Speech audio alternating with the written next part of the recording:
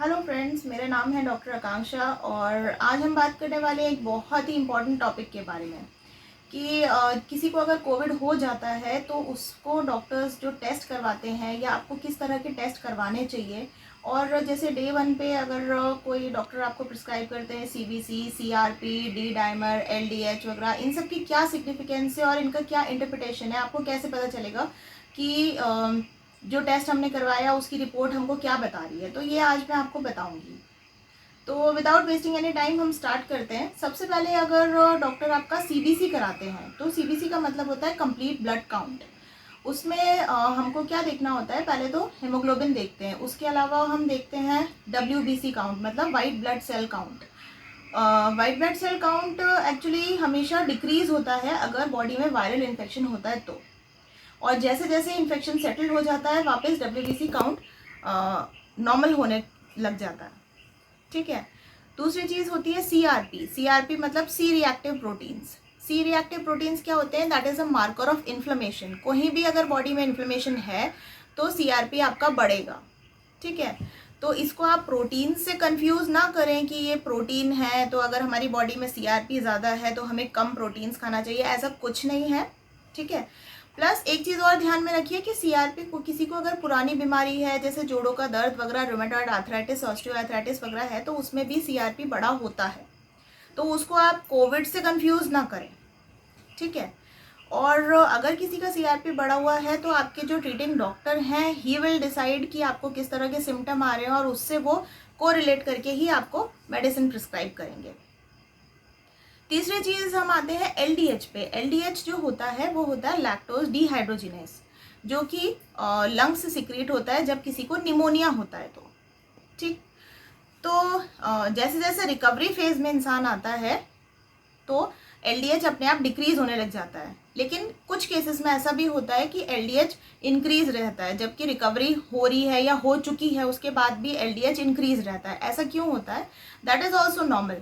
ऐसा इसलिए होता है क्योंकि लंग में फाइब्रोसिस हो जाता है आफ्टर कोविड। ठीक है। तो जब तक वो फाइब्रोसिस रहेगा, जब तक वो लंग्स रिगेन नहीं होंगे, तब तक एलडीएच बढ़ने के चांसेस रहते हैं। ठीक है। उसके अलावा आता है हमारा सीरम फेरेटिन।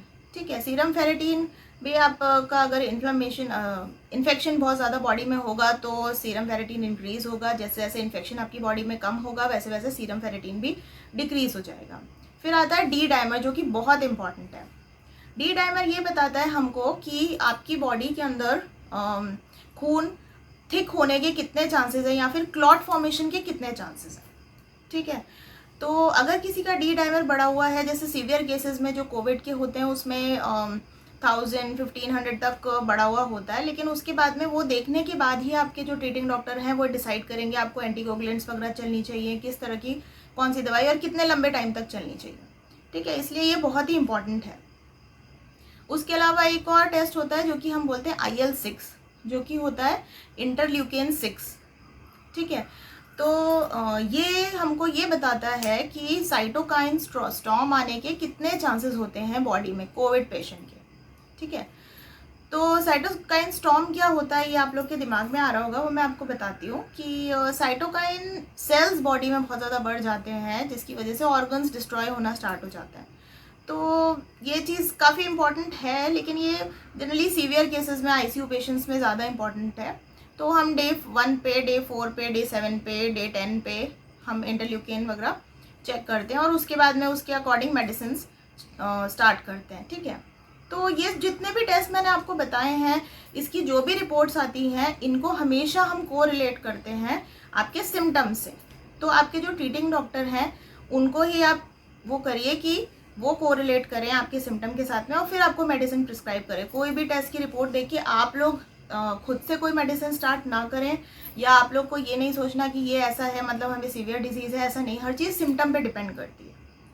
और अगर किसी को कुछ भी सिम्टम आ रहे हैं, खांसी जुकाम है या हल्का भी बुखार है, तो फिर आप ज़रूर RT-PCR कराने के लिए जाएं। कई लोग सोचते हैं कि हम एंटीजन किट भी घर में लाके और टेस्ट कर सकते हैं। हाँ, बिल्कुल आप कर सकते हैं, वो भी एक अच्छी चीज़ है, बट आपको मैं ये बता दूं उसकी सेंसिटिविटी इज़ 80%, मतलब 20% फॉल्स नेगेटिव रिजल्ट भी आ सकता है। ठीक है। तो RT-PCR आप अगर करा सकते हैं तो उसी को ज़्यादा प्रेफरेंस दें, ठीक है। और इसके अलावा फिर मैं आपको बताना चाहती हूँ कि अभी जो वैक्सीनेशन स्टार्ट हो गया है 18 to 45 ईयर्स का, तो आप वैक्सीनेशन ज़रूर करवाएं। इस बात में टाइम वेस्ट ना करें कि हम कोविशील्ड लगवाएं या कोवैक्सीन लगवाएं या हम कौन सी कंपनी का लगवाएं, स्पुतनिक लगवाएं, एस्ट्राजेनेका लगवाएं, लेकिन आपको ये ध्यान में रखना है कि हमें वैक्सीनेशन करवाना है, ठीक है। ज़्यादा से ज़्यादा लोग वैक्सीनेशन कराएं।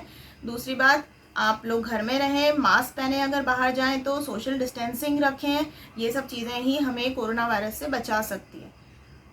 Stay safe, stay at home and thank you.